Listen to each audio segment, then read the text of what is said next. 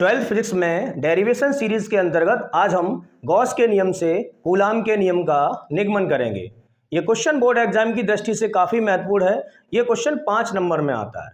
Question board exam में इस तरह से पूछते हैं, गॉस के नियम की सहायता से कूलाम के नियम का निगमन कीजिए। या फिर ऐसे भी पूछ लेते हैं, गॉस के नियम की सहायता से कूलाम के नियम की व्युत्पत्ति कीजिए।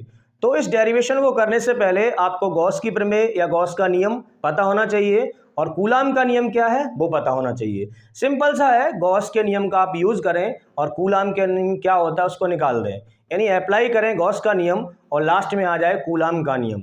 यही आज का हमारा टारगेट रहेगा। तो इसको करने से पहले आपको गॉस की प्रमेय और कूलाम का नियम दोनों पता होने चाहिए। पिछली क्लास में हम लोगों ने गॉस की प्रमेय पढ़ी थी और कूलाम का नियम हमने पहले डेरिवेशन में पहले लेक्चर में पढ़ा था। कूलाम का नियम क्या होता है, किन्हीं दो स्थिर बिंदु आवेशों के बीच लगने वाला जो वैद्युत बल है वो उन आवेशों के परिमाणों के गुणनफल के अनुपाती तथा उनके बीच की दूरी के वर्ग के व्युत्क्रमानुपाती होता है। इसका फॉर्मूला निकल के आया था F = K Q1 Q2/r²। तो चलिए आज हम गॉस की प्रमेय का इस्तेमाल करके कूलाम के नियम को निकालते हैं। देखें इधर, जैसा कि हमने बोर्ड पर हेडिंग लगा रखी है, गॉस के नियम से कूलाम के नियम की प्राप्ति, यानी हम गॉस का नियम तो यूज करेंगे और लास्ट में हमें क्या निकालना है, कूलाम का नियम। हमारा टारगेट रहेगा कूलाम के नियम को निकालना गॉस का नियम उपयोग करके। तो चलिए इसको कर रहे हैं। सबसे पहले हमने क्या माना है, हमारे पास एक कोई बिंदु आवेश Q है, सुनते रहे ना, इसी लैंग्वेज को हमने वहां पे लिख दिया थोड़ा समय बचाने के लिए। हमारा कोई बिंदु आवेश स्मॉल q है, इससे स्मॉल r दूरी पर एक कोई बिंदु है हमारा P। इस P बिंदु पर जो वैद्युत क्षेत्र की तीव्रता है वो है हमारी E वेक्टर। अब वेक्टर क्यों लगा रहे हैं, जो वैद्युत क्षेत्र की तीव्रता है वो हमारी सदिश राशि है और सदिश राशि है तो सदिश राशियां वो होती हैं जिनका परिमाण के साथ साथ दिशा भी होती है, उन्हें हम सदिश कहते हैं। अब आप ये देखिए, थ्योरी में हम लोगों ने पढ़ रखा है, ये हमारा +q आवेश है और +q आवेश से P बिंदु पर वैद्युत क्षेत्र की तीव्रता जो E की दिशा होगी वो धनात्मक आवेश से दूर की ओर होती है, मतलब इधर की ओर होगी। देखिए, धनात्मक आवेश से वैद्युत क्षेत्र की तीव्रता दूर की ओर होती है, इधर की ओर। यहीं पे अगर माइनस होता तो ये इसकी ओर हो जाती, यानी धनात्मक आवेश पर जो वैद्युत बल लगता है वो उसके विपरीत दिशा में लगता है, इधर की ओर, प्रतिकर्षण की वजह से। यानी +q आवेश की वजह से बिंदु P पर जो वैद्युत क्षेत्र की तीव्रता की दिशा होगी वो इधर की ओर होगी, दूर की ओर। अब देखिए, हमें लगानी है गॉस की प्रमेय या गॉस का नियम। गॉस की प्रमेय तब लगाते हैं जब जो हमारा आवेश है वो परिबद्ध होना चाहिए, यानी घिरा होना चाहिए। अब हम करेंगे क्या, इस +q आवेश को परिबद्ध करने के लिए, घेरने के लिए इस P बिंदु के चारों, यानी इस q आवेश के चारों ओर एक स्मॉल r त्रिज्या के गोले की कल्पना कर लेंगे।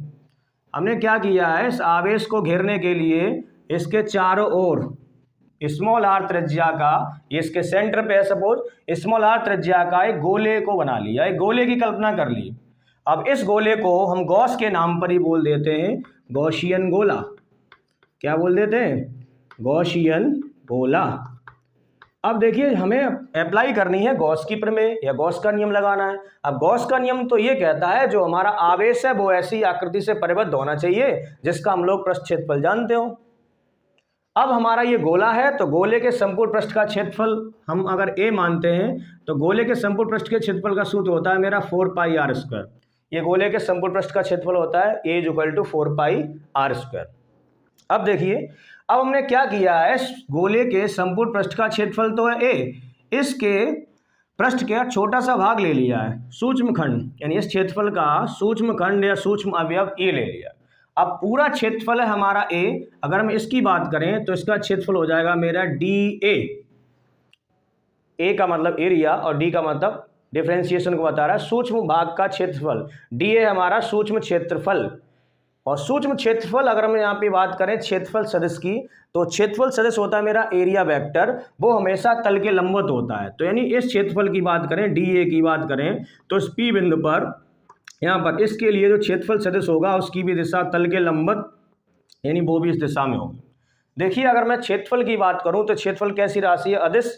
लेकिन अगर हम बात करें क्षेत्रफल सदिश एरिया वेक्टर, तो क्षेत्रफल किस दिशा में है, तो अगर हम यहाँ पर लिखें dA तो ये है इसका सूक्ष्म भाग, क्षेत्रफल का सूक्ष्म भाग, यानी छोटा सा टुकड़ा। लेकिन अगर हम यहाँ पर इसको कहें क्षेत्रफल सदिश यानी सूक्ष्म क्षेत्रफल सदिश, तो इसकी दिशा होगी तल के लंबवत। तो ये अगर ये मेरा इस तरह का गोला है तो तल के लंबवत, यानी इसकी भी दिशा तल के लंबवत, यानी यहाँ पर होगी 9 इधर इसी दिशा में। अब आप ये देखिए ई वेक्टर यानी क्षेत्रफल, जो वैद्युत क्षेत्र की तीव्रता है वो भी इधर है, और क्षेत्रफल सदिश जिसको हम कह रहे हैं एरिया वेक्टर वो भी इधर है। अब आप ये देखिए जब दो सदिश एक ही दिशा में, ई भी उधर है और डी ए भी इधर है, तो इस केस में इन दोनों के बीच में जो कोण बन रहा है थीटा इक्वल टू, वो हमारा बन रहा है 0 डिग्री। देखिए यहाँ पर जो थीटा कोण है किसके बीच का, ई वैद्युत क्षेत्र की तीव्रता और डी ए क्षेत्रफल सदिश के बीच का। वैद्युत क्षेत्र की तीव्रता उस दिशा में है, धनात्मक आवेश से तीव्रता दूर की ओर होती है तो उधर हो गई। डी ए वेक्टर हमारा क्षेत्रफल सदिश है यानी एरिया वेक्टर है। एरिया वेक्टर की जो दिशा होती है वो तल के हमेशा लंबवत होती है, पृष्ठ के हमेशा लंबवत होती है, तो वो भी इधर हो गई। इत्तेफाक से इसमें क्या हुआ है, वैद्युत क्षेत्र ई और क्षेत्रफल सदिश area vector D a vector दोनों सेम डायरेक्शन में है, एक ही दिशा में होने की वजह से डी ए वेक्टर और ई वेक्टर के बीच में कोण बनना हमारा 0 डिग्री। और एक देखिए अब हमें यहाँ पर कूलाम का नियम प्राप्त करना है। क्या निकालना है, कूलाम का नियम। कूलाम का नियम तो तब मिलेगा, कूलाम का नियम में क्या बताता है, दो स्थिर बिंदु आवेशों के बीच लगने वाला वैद्युत बल। अब यहाँ पर आवेश मेरा एक है, अब कूलाम का नियम निकालना है तो हम यहाँ पर एक परीक्षण आवेश को लाते हैं। किसको लाते हैं, परीक्षण आवेश को। तो हमने क्या किया है, इस पी बिंदु पर, यहाँ पर इस पी बिंदु पर एक परीक्षण आवेश को ले आए। वो परीक्षण आवेश है हमारा Q0। वो परीक्षण आवेश क्या है, Q0 या Q0। अब आप ये देखिए ये वाला आवेश मेरा है Q और ये परीक्षण आवेश है Q0 और इन दोनों के बीच की दूरी है मेरी R। तो हम यहाँ पर सिद्ध कर देंगे कूलाम के नियम को। कूलाम का नियम हो जाएगा मेरा यहाँ पर F equal to K Q1 Q2 upon R²। इसको हम अभी बाद में लाएंगे। तो अभी आप मेरा यहाँ पर पहला टारगेट है वैद्युत क्षेत्र की तीव्रता E को निकालना। देखिए ये डेरिवेशन हमने जो पिछला लेक्चर किया था सेम टू सेम वही है।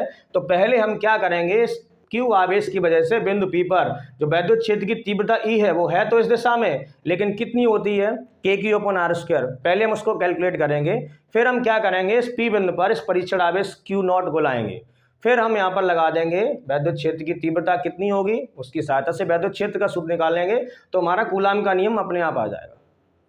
तो देखिए सबसे पहले हमने क्या किया, उस भाषा को लिख दिया है। माना +Q आवेश से बिंदु R दूरी पर एक बिंदु P है जिस पर वैद्युत क्षेत्र की तीव्रता E है, ये है। अब क्या किया, माना +Q आवेश के चारों ओर r त्रिज्या के गॉसियन गोले की कल्पना कर ली, इतना हमने लिख दिया। अब हमारा टारगेट ये है हम गॉस की नियम लगाएं, गॉस की प्रमेय को लगाएं और क्या निकाल लें, कूलाम का नियम। तो चलिए कर रहे हैं। तो गॉस की प्रमेय से या गॉस के नियम से सबसे पहले हम लोग लगा रहे हैं गॉस की प्रमेय। देखिए यहाँ से स्टार्टिंग यहाँ से है, भाषा लिखने के बाद चित्र बनाने के बाद आप यहाँ से लिखेंगे गॉस की प्रमेय से। तो गॉस की प्रमेय मेरी क्या कहती है, जो हमारा वैद्युत फ्लक्स है फाई ई वो अंदर रखे आवेश का 1/ε0 गुना होता है। अंदर आवेश हमारा +Q रखा है, इसका 1/ε0 गुना होता है। देखिए वैद्युत फ्लक्स की परिभाषा से हम लोग जानते हैं फाई ई इक्वल टू होता है integration E vector dot d a vector. Flux क्या होता है, किसी दिए गए क्षेत्रफल से गुजरने वाली जो वैद्युत बल रेखा है उनकी संख्या को हम लोग कहते हैं वैद्युत फ्लक्स। तो फाई ई की जगह पे हम लोग लिख सकते हैं समाकलन E vector dot d a vector. तो LHS में फाई ई की जगह पे हम उसका फॉर्मूला लगा देंगे, वैद्युत फ्लक्स की परिभाषा से हम लोग जानते हैं।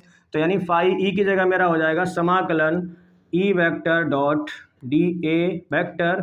E vector dot d a vector is equal to कुछ नहीं किया, फाई ई फ्लक्स का जो फॉर्मूला है वो मैंने यहाँ लगा दिया फ्लक्स की परिभाषा से, और RHS में चल रहा है Q/ε0।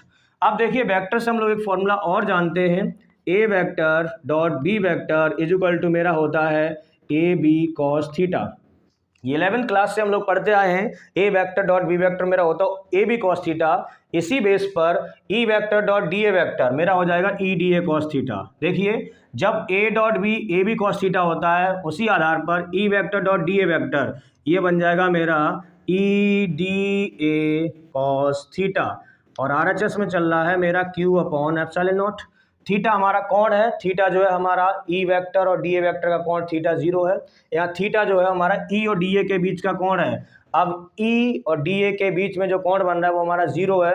तो जब 0 यहाँ पर पुट करेंगे तो क्या आ जाएगा, EDA और थीटा यहाँ पर रख दिया हमने 0 degree is equal to Q/ε0। देखना हम लोग जानते हैं cos 0 की वैल्यू कितनी होती है 1, तो cos 0 की वैल्यू यहाँ पर 1 पुट करेंगे, समाकलन ई डी ए cos 0 की value 1 equal to q upon epsilon not.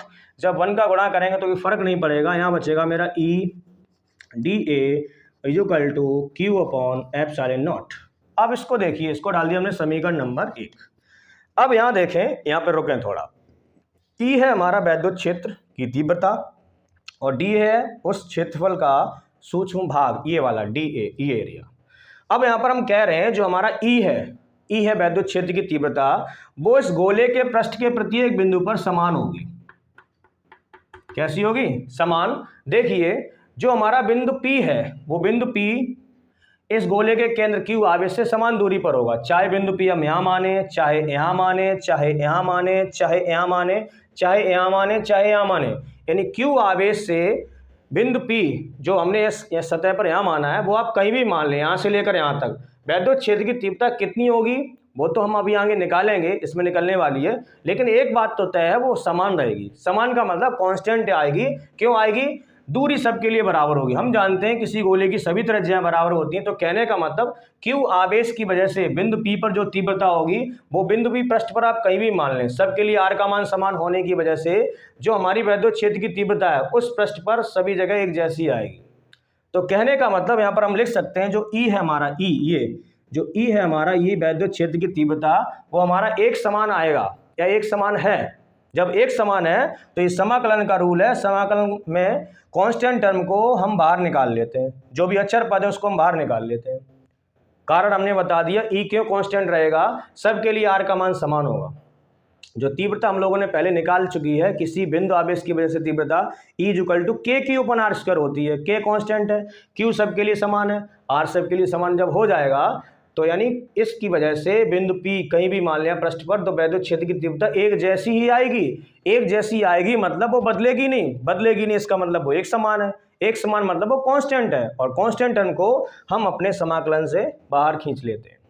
यहाँ पर हमें रीजन देना पड़ेगा, चूंकि E का मान जो हमारा E है वैद्युत क्षेत्र की तीव्रता, वो नियत है। नियत का मतलब कांस्टेंट है, वो बदल नहीं रहा है। जब वो नियत है तो हम इसलिए क्या कर सकते हैं, C को समाकलन से बाहर कर दिया, तो हमने E को समाकलन से बाहर कर दिया और इंटीग्रेशन यहाँ बचा ओनली मेरा dA और इजुकल टू इधर चल रहा है मेरा Q अपॉन एप्सिलॉन नॉट। देखिए इधर एक स्टेप और E इंटू, अब देखें ये हमारा समाकलन है, ये अवकलन है। समाकलन और अवकलन एक दूसरे के इनवर्स होते हैं, व्युत्क्रमानुपाती होते हैं, तो ये इसको खत्म कर देगा, यानी dA का समाकलन ओनली रह जाएगा मेरा A। ये समाकलन अवकलन एक दूसरे कैंसिल हो जाते हैं, तो dA का समाकलन ओनली A रह गया, इजुकल टू यहाँ रखा है मेरा Q अपॉन एप्सिलॉन नॉट। इसके बाद आप यहाँ आ जाएंगे, गौर करें।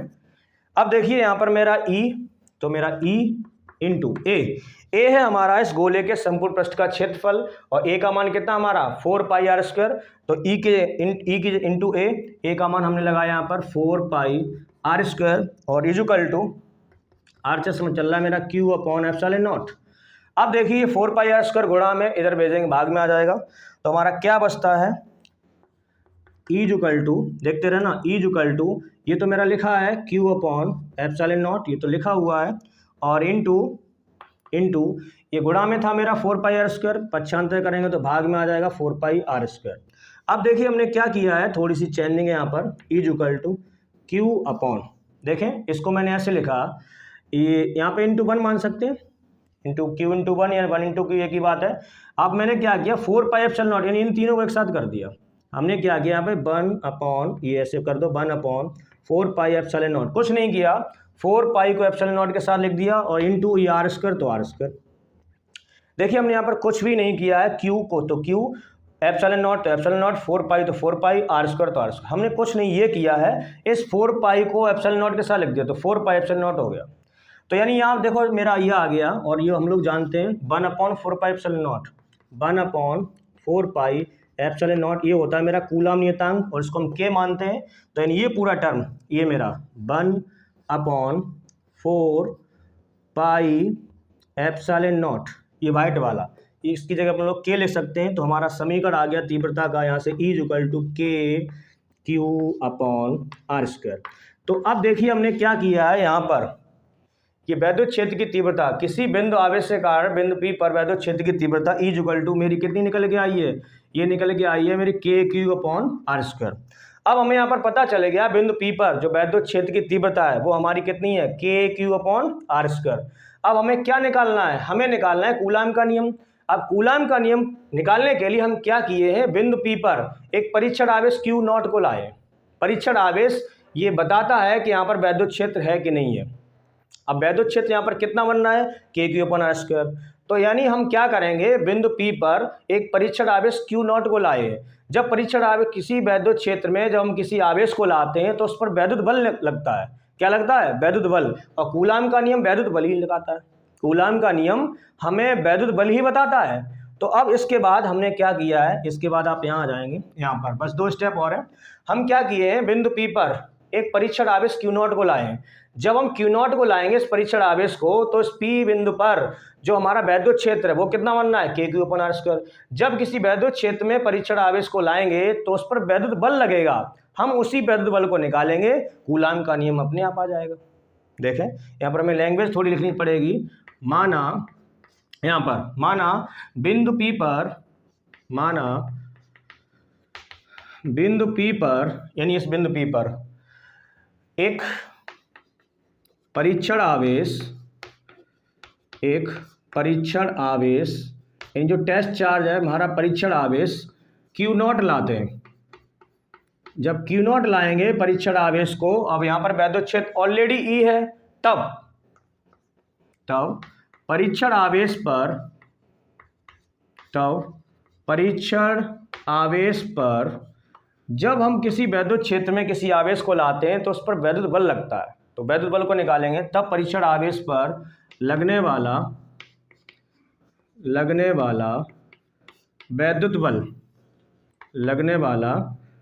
वैद्युत बल, और वैद्युत बल का जो सूत्र होता है F इक्वल टू, मेरा सूत्र होता है Q into E. F equal to क्या होता है, Q इंटू ई। अब यहाँ पर हम परीक्षण आवेश लाए तो परीक्षण आवेश को हमने Q0 माना है। क्या माना है, Q0। तो वैद्युत बल हम निकाल लेंगे यहाँ से F equal to Q0 into E. अब ई का मान हम लोग निकाल चुके हैं, ई का मान हम इससे समीकरण से जानते हैं। ई इक्वल टू हमारा कितना है, KQ/R²। ई का मान कितना है, KQ/R², मान लगा दीजिए। तो ई का मान लगा दिया हमने KQ/R²। अब इसको थोड़ा इंटरचेंज करके लिख ले रहे हैं, F equal to K, Coulomb constant है, Q0/R²। कुछ नहीं किया, देखो हमने यहाँ पर क्या किया है, K को पहले लिख दिया है, Q को यहाँ लिख दिया है, Q0 को पीछे लिख दिया, R²। अब आप इसको देखिए, इस फॉर्म को देखिए, F equal to KQ1 Q2/R²। यही तो कूलाम का नियम है, निकल आया। देखिए इधर हमने बड़ी आसानी से गॉस के नियम की सहायता से कूलाम के नियम को निकाल लिया। देखिए हमने यहाँ पर गॉस का नियम अप्लाई किया था, phi equal to Q/ε0। Gauss के नियम का उपयोग करके कूलाम का नियम F equal to Q1 Q2/R² हमने निकाल दिया। Q1 की जगह यहाँ Q है, Q2 की जगह Q0 है। तो यहाँ पर लिखना पड़ेगा हमें, यही कूलाम का नियम है। यही किसका नियम है, कूलाम का नियम। यही कूलाम का नियम है। यानी जो हमारा उन्होंने टारगेट दिया था कि आप गॉस का नियम लगाइए, गॉस का नियम लगाइए, किसको निकालिए, कूलाम के नियम को। तो देखिए हमने गॉस की प्रमेय या गॉस का नियम लगाया और किसको निकाल दिया, कूलाम के नियम को। उम्मीद करता हूँ ये लेक्चर आपको पूरी तरह से समझ में आया होगा।